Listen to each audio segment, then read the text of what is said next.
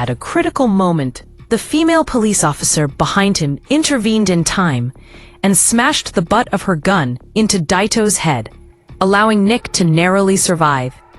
Daito soon lost consciousness from the heavy blow, but the two still didn't dare relax, because the other gang members would soon be in pursuit.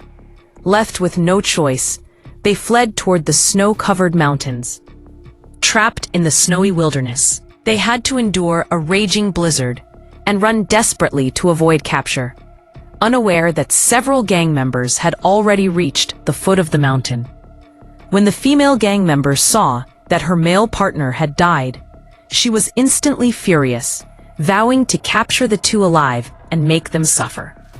Another gang member soon discovered their tracks, and following the footprints in the snow, quickly located the fugitives. The female gang member wanted to open fire immediately, but the gang leader firmly stopped her.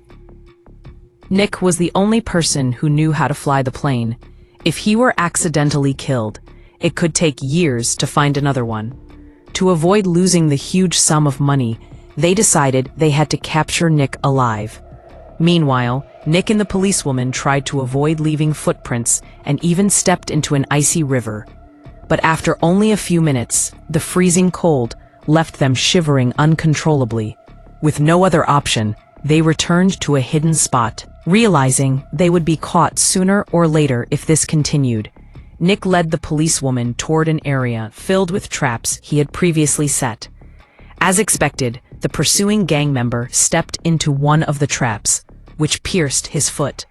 His companions rushed to help and took him to a nearby cabin to bandage the wound. Just after they finished treating the injury, the gang leader arrived. Furious at his subordinate's incompetence, he casually stabbed a gang member he disliked, killing him on the spot, and declared that he would kill Nick and the policewoman the next day. On the other side, Nick and the policewoman spent the night in a cave. Early the next morning, they set out again and eventually reached a village. The policewoman called the police for help, but Nick soon sensed something was wrong. She had never told anyone about the plane. Realizing the truth was exposed, the police chief stopped pretending and confessed that he had already been bribed by the gang leader. Hearing this, the policewoman firmly refused to cooperate. At that moment, the chief drew his gun and forced the two into the police car, planning to hand them over to the gang leader.